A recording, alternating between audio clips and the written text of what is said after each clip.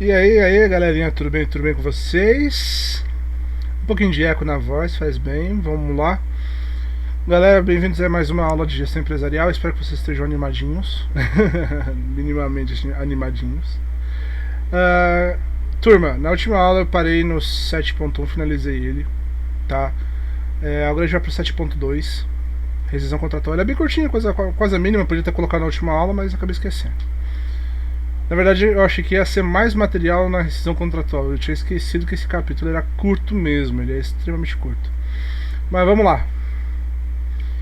Ele vai colocar da seguinte maneira: por decisão do empregador, dispensa do empregado; por decisão do empregado, demissão, dispensa indireta ou aposentadoria; por iniciativa de ambos, acordo.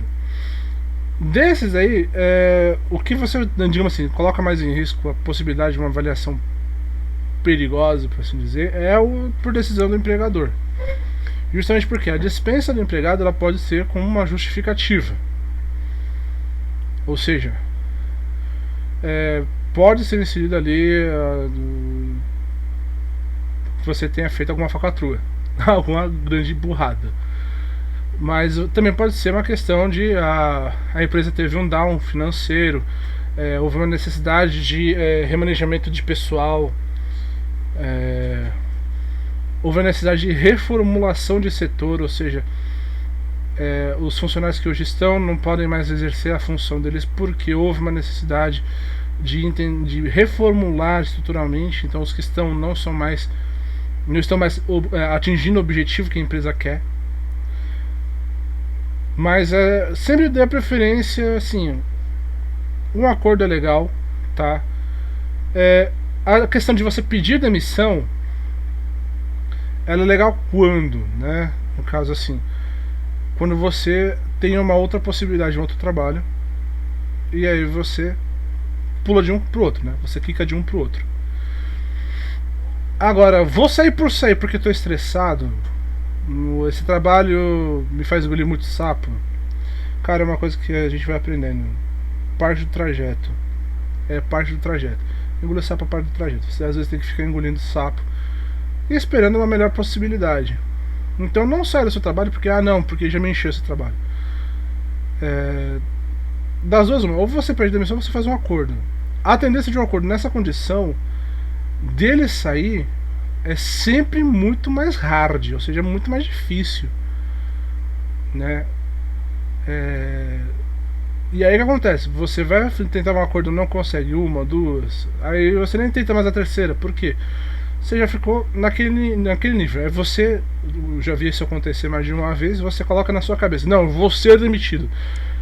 Cara, na hora que você coloca eu vou ser demitido, você já fez uma burrada.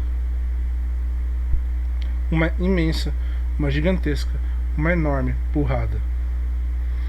Porque a tendência da pessoa que vai fazer eu vou ser demitido, ele para de ligar para as coisas éticas, para as coisas morais, para as normas da empresa. E isso é uma coisa horrível, porque a pessoa começa a fazer de tudo o que é errado possível ela faz. Só que ela se esquece que ela, para ser demitida pela empresa, ela tem duas saídas. Ou ela vai ser demitida pela empresa naquele formato de remanejamento, tal, reestruturação, beleza. Mas essa chance é pequena. A outra chance é que a empresa entre com uma justa causa contra você, por você não estar cumprindo com as suas atribuições contratuais. Então evite essa situação. Chega um ponto que realmente não dá, tá impossível, a situação tá estressante, não tá te favorecendo em nada, só tá valendo pelo salário. Pensa duas vezes, conversa com umas pessoas ao seu redor, dê uma comunicação, né? Peça opiniões. Se necessário, né, tente encontrar até mesmo alguém da área da psiquiatria, né, para poder conversar. Psicólogo nem tanto, mas psiquiatria assim. Meu, tudo para resolver o seu problema, mas não entre naquela fissura, naquela ideia de não, eu tenho que ser demitido, porque você não vai. Ou você vai cair naquele mínimo de porcentagem, que é muito difícil de acontecer, ou você vai começar a fazer burrada em cima de burrada. Então não faça isso. Evite isso. Tá certo? E aí, dando continuidade aqui do nosso conteúdo, como eu falei, o 7.2 eu achei que ele é maior, mas eu fui lá, mudei de página, 7.2.2, porque aí ele já vai entrar na justa causa, né? CLT artigo 482. E aí a gente tem que dar uma boa olhada para isso, porque cai no que eu estou falando, né, do início da nossa aula de hoje. Tá, ele vai trazer vários pontos, tá? Provavelmente a gente vai fazer somente o 7.2 mesmo, ponto 2, e não vamos entrar no procedimento inerente à rescisão, tá bom? Como a gente sempre tem um tempo muito curto, vou tentar dar uma boa acelerada aqui nessa aula. Improbidade é o ato lesivo contra o patrimônio da empresa ou de terceiros relacionado com o trabalho, exemplo, furto, roubo, falsificação de documentos, etc. Dentre essas, entra também a questão de você ser agressivo, se você for um prestador de serviço, você ser agressivo com o cliente. Tá? Você acumular reclamações de clientes, você ser pego em ações que desvalorizam ou desmereçam o outro em ambiente de trabalho. Incontinência de conduta traduz-se pelo comportamento irregular do empregado, incompatível com a moral sexual. É apenas ato de natureza sexual.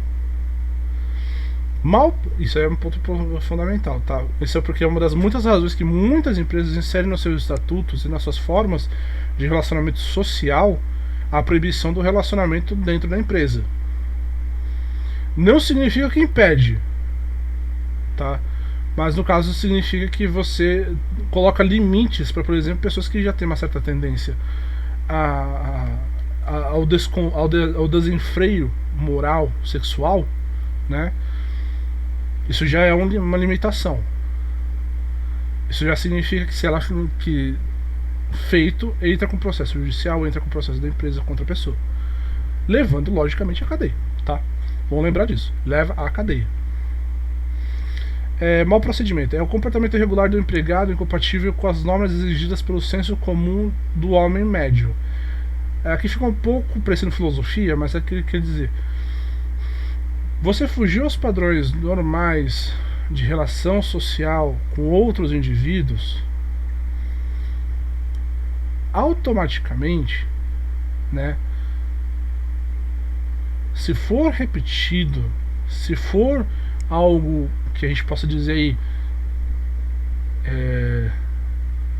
que não somente seja gritante, mas que mostre uma certa compulsão,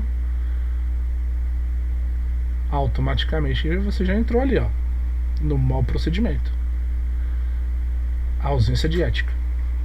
Negociação habitual é o ato de concorrência desleal ao empregador ou inadequado exercício paralelo de comércio. Isso também é outra coisa que acontece muito dentro de alguns segmentos empresariais, que eles têm que fixar para o funcionário que é proibido a comercialização de produtos dentro da própria empresa. Há muito tempo atrás houve um caso que eu fiquei sabendo de pessoas que estavam comercializando de um pouco de tudo, parecia um feirão. É uma coisa complicada. O ambiente da empresa é um ambiente para você trabalhar, não é um ambiente para você fazer negociações. Você trabalha em qualquer segmento. Você não vai para lá para angariar cliente, você está indo para lá para você cumprir com função contratual, tá certo? Dependendo da empresa, a punição é a demissão. Algumas até são um pouquinho mais digamos assim, como se pode dizer, sensíveis, né? E tentam dar uma, duas chamadas. Na terceira chamada já é suspensão. Depois da segunda suspensão é demissão. Olha só o tanto de chance que a empresa dá pro cara para ele não fazer aquilo. Entendeu? Condenação criminal sem sursis, quando ao réu não é concedido sursis, em virtude de cumprimento de pena privativa de sua liberdade de locomoção. Não poderá continuar no emprego, podendo ser despedido por justa causa. Desídios. Desempenhar as funções fazê-lo com a negligência. Tá. Isso é outra coisa. Você foi contratado para cumprir funções, certo? por que você não vai fazer o seu trabalho de maneira zelosa, cuidadosa, empenhada? Ah, porque meu chefe é um lixo. Filho, faça o seu melhor. Se empenhe no trabalho, se empenhe no desenvolvimento do seu trabalho. Não é porque você está num ambiente que possa ser tóxico, que, lógico, favorece sim a você ficar de mau humor, você entrar em down emocional, mas você se propôs a estar ali. Do mesmo jeito que você também tem a opção de você não estar ali.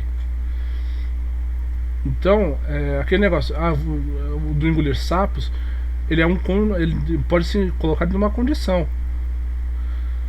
Se o ambiente realmente ele é um ambiente que não favorece de forma alguma o funcionário, ele tem uma toxicidade muito alta, né? Ou no caso não é nem o ambiente, é questão de funcionários em específico. Se não dá para negociar com o empregador, a melhor coisa é você sair. Por quê? Entre a virtude de você ter dinheiro e você ter a sua saúde, tem os dois, mas se for necessário, vamos preservar a sua saúde. Justamente porque ambientes com toxicidade muito alta enviam muitas pessoas para psiquiatria, alguns mergulham em outras coisas que são ilícitas. Então a gente tem que tomar cuidado, que são vidas humanas. A gente tem essa questão de preocupação dentro da CLT por causa disso. É a preocupação com o trabalhador. E as nossas aulas, vocês sabem disso, a gente trabalha muito com viés de vamos entender, né, o lado do empregador e o lado do trabalhador.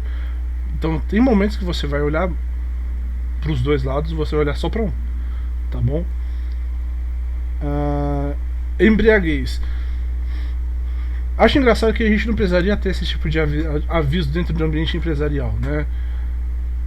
As pessoas deveriam ter o bom senso, mas não. É justa causa para o despedimento. Configura-se em duas formas: pela embriaguez habitual, fora do serviço, e na vida privada do empregado, mas desde que não transpareça no serviço.